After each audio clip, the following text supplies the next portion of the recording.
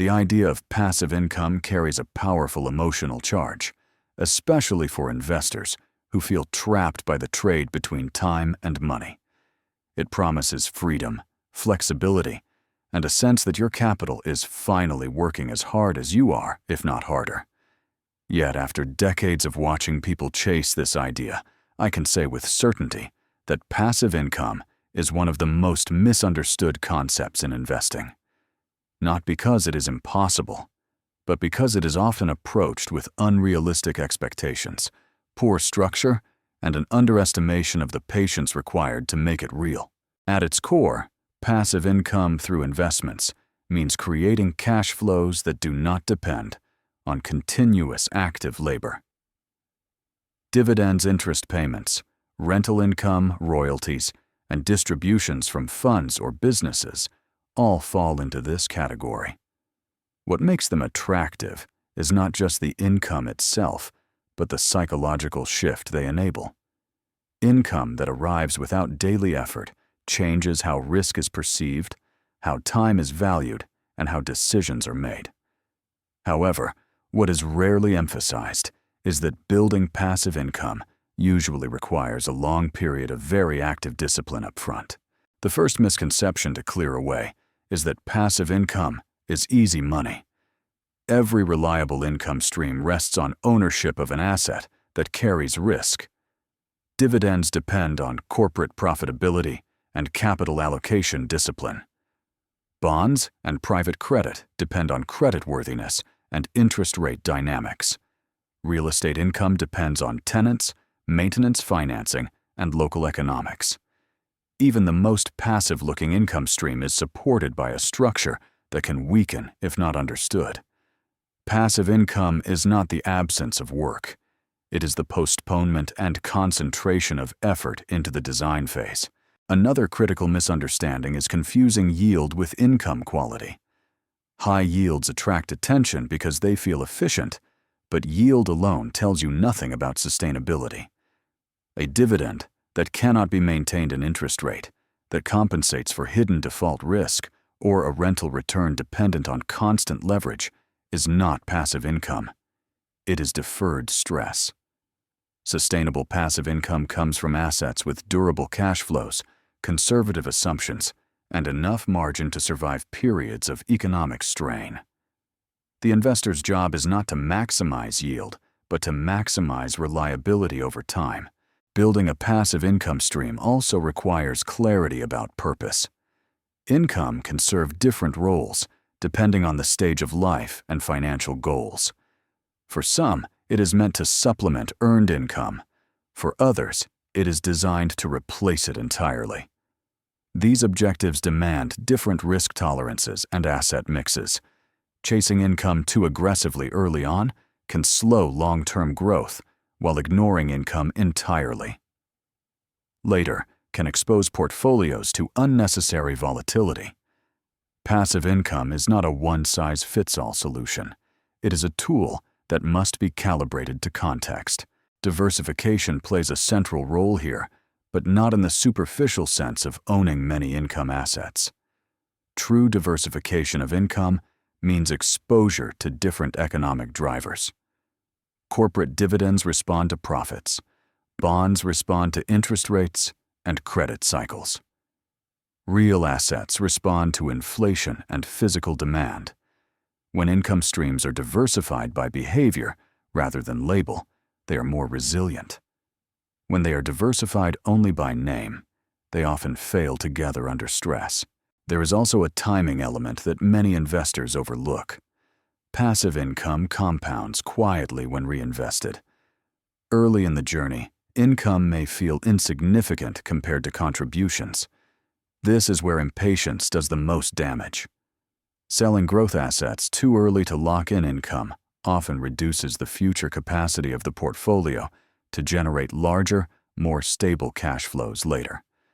Passive income is usually strongest when it is the result of long-term accumulation, not the starting point. One of the most valuable but least discussed benefits of passive income is behavioral. Regular cash flow can reduce the emotional pressure to time markets or chase performance. Knowing that income continues regardless of short-term price movements makes volatility easier to endure. This stability often improves overall decision-making, which indirectly improves returns. In this sense, passive income is not just a financial feature, it is a psychological stabilizer. Still, the trade-offs are real. Assets designed to generate income often sacrifice some growth potential. Taxes can erode returns if income is not structured efficiently. Inflation can quietly undermine fixed payments over time. These forces do not make passive income unattractive, but they demand honesty. Every income stream is a balance between growth, stability, liquidity, and risk. Pretending otherwise leads to disappointment. The most successful investors I have observed approach passive income with a long horizon and modest expectations. They focus on building ownership in productive assets, reinvesting early cash flows, and gradually shifting emphasis from growth to income as their financial independence strengthens. Passive income is treated not as a shortcut, but as an outcome of consistency and restraint. As the desire for financial flexibility grows, so does the temptation to force income too early or from the wrong sources, and understanding when passive income truly strengthens financial independence and when it quietly undermines long-term wealth requires a clearer framework for asset selection, timing, and balance, which is exactly where the discussion needs to go next. By examining when passive income genuinely strengthens financial independence and when it quietly works against it, because the difference lies not in the label of the income, but in the structure behind it. Passive income strengthens independence when it is built on assets with durable economics, conservative assumptions, and a margin of safety that allows income to continue through downturns. Reliable dividends from businesses with pricing power, well-underwritten bonds, with manageable duration risk, and real assets supported by long-term demand can provide cash flows that reduce reliance on earned income without forcing the investor to sacrifice flexibility. Passive income begins to undermine long-term wealth when it is pursued prematurely or aggressively. Shifting too early from growth to income often caps the future earning power of capital. High-yield strategies that rely on leverage, financial engineering, or fragile business models create income today at the expense of stability tomorrow. The income feels comforting until it disappears, or until capital losses overwhelm years of distributions. In these cases, the appearance of passivity masks a transfer of risk into places that are not immediately visible. Reinvestment discipline is what separates successful income builders from those who stagnate. In the early stages, passive income is most powerful when it is reinvested rather than consumed. Reinvestment accelerates compounding and increases future income capacity. Consuming income too early may feel rewarding, but it often slows progress toward true independence. Passive income is strongest when it is allowed to mature before it is asked to perform. Tax and inflation awareness also play decisive roles. Income that looks attractive before tax can be mediocre after it. Fixed payments that feel stable can lose real purchasing power over time. Structuring income in tax-efficient accounts, balancing fixed and growing income streams, and periodically adjusting the portfolio to reflect changing conditions are not optional details. They are part of the strategy. Ignoring them turns passive income into a leaky bucket. Another overlooked dimension is lifestyle alignment. Passive income should support the life you want, not dictate it. Designing income streams that require constant monitoring stress or illiquidity contradicts the very purpose of passivity. True financial independence is not measured by how much income is generated, but by how little mental energy it consumes.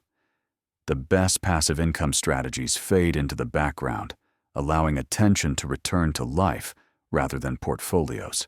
Over time, the role of passive income naturally evolves. Early on, growth dominates. In the middle phase, income and growth coexist. Later income becomes the stabilizing core. This progression reflects not market timing, but life timing. Investors who respect this rhythm avoid the common trap of forcing income before the portfolio is ready to sustain it. In the end, building a passive income stream through investments is not about escaping work, but about reclaiming choice. It replaces dependence on a single source of income with a system of ownership. Done well, it increases resilience, patience, and peace of mind. Done poorly, it creates fragility disguised as freedom. If this discussion clarified how passive income fits into a disciplined investment journey, consider subscribing to stay with these long-form conversations about building lasting financial independence rather than chasing shortcuts, and leave a comment sharing whether you see passive income as a current goal or a future outcome, because understanding when to pursue it is just as important as understanding how.